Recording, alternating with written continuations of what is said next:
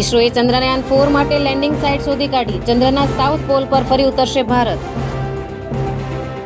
રશિયામાં ભારતીય વિદ્યાર્થીઓ પર જીવલેણ હુમલો. મેડિકલ યુનિવર્સિટીની હોસ્ટેલમાં છરો લઈને ઘૂસ્યો 15 વર્ષનો હુમલાખોર. 4 ભારતીય વિદ્યાર્થી સહિત 6 ઘાયલ. અમદાવાદ એરપોર્ટ પર અંડર-19 વર્લ્ડ કપ હીરોઝનું ગ્રાન્ડ વેલકમ. વેદાંત અને ખિલનના સ્વાગત માટે એરપોર્ટ પર ઉમટી ભીડ. નેપાળને હરાવતા ઇંગ્લેન્ડનો પરસેવો છૂટ્યો. T20 વર્લ્ડ કપમાં મોટો અપસેટ સર્જાતા રહી ગયો. નેપાળે છેલ્લા બોલ સુધી લડત આપી. સરથાણા નેચર પાર્કની રોનકમાં થશે વધારો. સરથાણા નેચર પાર્કમાં 3 કદાવર વાઘનો ઉમેરો. સુરતના પુણાની નિધિ ટેક્સટાઇલ માર્કેટમાં આગ. બેઝમેન્ટમાં આગ લાગતા અફરાતફરી. આખી માર્કેટ સળગતી હોય તેવા દ્રશ્યો. કીમ એના વચ્ચે નવા એક્સપ્રેસ વે પર ઉભેલી ટ્રકમાં અથડાતા ટેમ્પોનો ખુરદો. ચાલકનું મોત.